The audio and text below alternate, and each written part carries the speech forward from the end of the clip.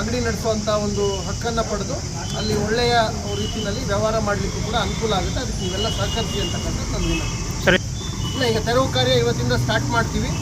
ತೆರವು ಕಾರ್ಯ ಎಷ್ಟು ಬೇಗ ಮುಗೀತದೋ ಅಷ್ಟು ಬೇಗವಾಗಿ ನಾವು ಎಕ್ಸ್ಕವೇಷನ್ನು, ಫೂಟಿಂಗು, ಕನ್ಸ್ಟ್ರಕ್ಷನ್ನು ಇವೆಲ್ಲ ಸ್ಟಾರ್ಟ್ ಮಾಡಬೇಕಾಗುತ್ತೆ. ಹಾಗಾಗಿ ಎಲ್ಲರೂ ಸಹಕರಿಸಿ ಅದನ್ನೇ ಎಲ್ಲರಿಗೂ ಕೂಡ ಸೂಚನೆ ಮತ್ತು ವಿನಂತಿನೂ ಕೂಡ ಮಾಡಿದ್ದೀವಿ. ಆದಷ್ಟು ಶೀಘ್ರವಾಗಿ ತಾತ್ಕಾಲಿಕ ವ್ಯವಸ್ಥೆ ಬೇರೆ ಕಡೆಗಳಲ್ಲಿ ವ್ಯಾಪಾರ ಮಾಡುವಂಥದ್ದು, ಅಲ್ಲಿಂದ ಶಿಫ್ಟ್ ಮಾಡುವಂಥದ್ದು ಮಾಡಿ ಅಂತೇಳಿ ಮಾಡ್ತಾರೆ. ನನ್ನ ಅಭಿಪ್ರಾಯದಲ್ಲಿ 1 ವಾರ 10 ದಿನದಲ್ಲಿ ಈ ಪ್ರಕ್ರಿಯೆ ಎಲ್ಲ ಪೂರ್ಣಗೊಳ್ಳುತ್ತೆ ಅಂತ ಅಂದ್ಕೊಂಡಿದ್ದೀನಿ. ಇವತ್ತಿಂದನೇ ತೆರವು ಕಾರ್ಯ ಪ್ರಾರಂಭ ಮಾಡ್ತೀವಿ. ಇಲ್ಲ, ಯೋಜನೆ ಮೊತ್ತ ಅಂತಿಮ ಹಂತದಲ್ಲಿದೆ. ಇಲ್ಲಿವರೆಗೆ ಅಂದಾಜು 20-22.5 ಕೋಟಿ ತನಕ ಇದೆ.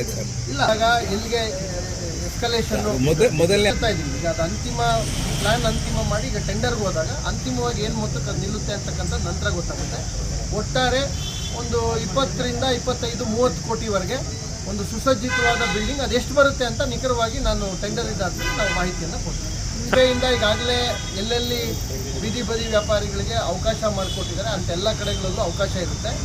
ಇರೋಂಥ 150-200 ವರ್ತಕರು ಬೇರೆ ಬೇರೆ ಕಡೆಗಳಲ್ಲಿ ಖಾಸಗಿಯಾಗೂ ಕೂಡ ಅವ್ರು ಪ್ರಯತ್ನ ಮಾಡಿ ಎಲ್ಲೆಲ್ಲಿ ಅವಕಾಶ ಇದೆ, ಎಲ್ಲೆಲ್ಲಿ ಬಾಡಿಗೆಗಳಲ್ಲಿ ತಗೊಂಡು ತಾತ್ಕಾಲಿಕವಾಗಿರ್ಬೋದು ಆ ವ್ಯವಸ್ಥೆಯನ್ನು ಅವರು ಕೂಡ ಮಾಡ್ಕೊಳ್ಳೋದಕ್ಕೆ ಪ್ರಯತ್ನ ಮಾಡ್ತಾ ಇದ್ದಾರೆ. ನಗರಸಭೆಯವರು ಕೂಡ ಆ ನಿಟ್ಟಿನಲ್ಲಿ ಆಯುಕ್ತರಿಗೆ ಸೂಚನೆ ಕೊಟ್ಟಿದ್ದೀನಿ. ಎಲ್ಲೆಲ್ಲಿ ಅವಕಾಶ ಇದೆ ಅಲ್ಲಿ ಅವರಿಗೆ ಅನುವು ಮಾಡಿಕೊಡಿ ಅಂತೇಳಿ ಆ ಎಲ್ಲ ಕೆಲಸಗಳನ್ನು ಮಾಡ್ತೀವಿ. ಓಕೆ, ಧನ್ಯವಾದ.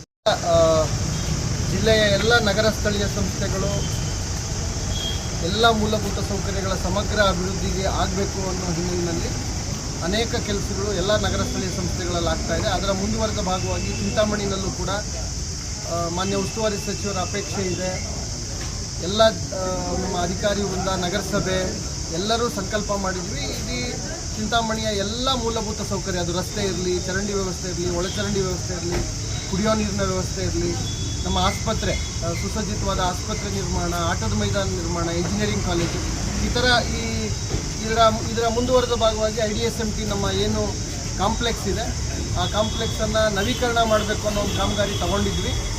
ತಾಂತ್ರಿಕವಾಗಿ ಅದನ್ನು ಪರಿಶೀಲನೆ ಮಾಡಲಾಗಿ 2 ಕಡೆ ಟೆಸ್ಟ್ ಮಾಡಿಸಿದ್ವಿ. 2 ಟೆಸ್ಟ್ಗಳಲ್ಲಿ ಅದು ಬಳಕೆಗೆ ಯೋಗ್ಯನೇ ಇಲ್ಲ ಅನ್ನೋ ತಾಂತ್ರಿಕ ವರದಿ ಬಂದ ಹಿನ್ನೆಲೆಯಲ್ಲಿ ಈಗ ಹೊಸದಾಗಿ ಸುಸಜ್ಜಿತವಾದ ಒಂದು ಕಾಂಪ್ಲೆಕ್ಸನ್ನು ಮಾಡಬೇಕು.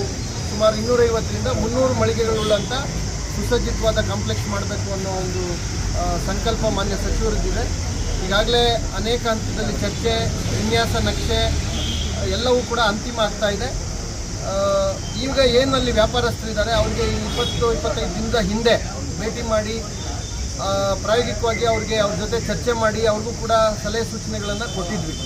ಮುಂದೆ ಬಿಲ್ಡಿಂಗ್ ಪ್ರಾರಂಭ ಆಗಬೇಕಾದ್ರೆ ತಾವು ಒಂದಷ್ಟು ದಿನ ಸಹಕರಿಸಬೇಕು, ಬೇರೆ ವ್ಯವಸ್ಥೆ ಮಾಡಿಕೊಳ್ಬೇಕು, ಇಲ್ಲಿ ಸ್ಥಳ ತಾವು ತೆರವುಗೊಳಿಸಿದ್ರೆ ಇಡೀ ಬಿಲ್ಡಿಂಗನ್ನು ತೆರೆದು ಇವತ್ತು ಅದ್ರ ಬಗ್ಗೆ ಇಡೀ ಎಲ್ಲರನ್ನೂ ಕೂಡ ಕರೆದು ಅವರ ಭಾವನೆಗಳನ್ನು ನಾವು ಅರ್ಥ ಮಾಡಿಕೊಂಡು ನೈಜವಾಗಿ ಎಲ್ಲರ ಒಮ್ಮತದ ಅಭಿಪ್ರಾಯ ಇದೆ. ಯಾರ್ಯಾರಲ್ಲಿದ್ದಾರೆ ವ್ಯಾಪಾರ ಮಾಡ್ತಾಯಿದ್ರೆ ಅವ್ರಿಗೆ ರಕ್ಷಣೆ ಇರಬೇಕು, ಅವ್ರಿಗೆ ಮುಂದೆ ಮಳಿಗೆಗಳನ್ನು ಕೊಡುವಂಥ ವ್ಯವಸ್ಥೆ ಆಗಬೇಕು ಅಂಥೇಳಿ ಖಂಡಿತವಾಗ್ಲೂ ಕಾನೂನಿನಲ್ಲೂ ಅದಕ್ಕೆ ಅವಕಾಶ ಇದೆ. ಅದೇ ರೀತಿ ಅವ್ರಿಗೆ ಕೊಡೋವಂಥ ಕೆಲಸ ಅದನ್ನು ನಾವು ಮಾಡ್ತೇವೆ ಒಂದು ಭಾಗ. ಅದೇ ರೀತಿ ಎಲ್ಲರೂ ಪ್ರಾಮಾಣಿಕವಾದ ಒಂದು ಪ್ರಯತ್ನ ಮಾಡಿ ಆದಷ್ಟು ಶೀಘ್ರವಾಗಿ, ಯಾಕಂದರೆ ಅದು ಬಿಲ್ಡಿಂಗು ಎಷ್ಟು ಶಿಥಿಲ ಆಗಿದೆ ಅಂತಕ್ಕಂಥದ್ದು ಅಲ್ಲಿರೋರಿಗೆ ಗೊತ್ತು, ನಮಗಿಂತ ಹೆಚ್ಚಾಗಿ. ಸೊ ಹಾಗಾಗಿ ಅದನ್ನು ಮುಂದಿನ ಬರುವ ಮಳೆಗಾಲದ ಒಳಗಡೆ ಅದನ್ನು ತೆರವು ಮಾಡಬೇಕಾದಂಥ ಅನಿವಾರ್ಯತೆ ಇರೋದರಿಂದ ಆದಷ್ಟು ಶೀಘ್ರವಾಗಿ ಸಹಕರಿಸಿ ಬೇರೆ ಬೇರೆ ಕಡೆಗಳಲ್ಲಿ ತಾತ್ಕಾಲಿಕವಾದ ವ್ಯವಸ್ಥೆ ಮಾಡಿಕೊಳ್ಬೇಕು ಅನ್ನೋ ಮನವಿಯನ್ನು, ಸೂಚನೆಯನ್ನು ಇವತ್ತು ಕೊಟ್ಟಿದ್ದೀವಿ. ಎಲ್ಲರೂ ಕೂಡ ಸಹಕರಿಸ್ತಾ ಇದ್ದಾರೆ.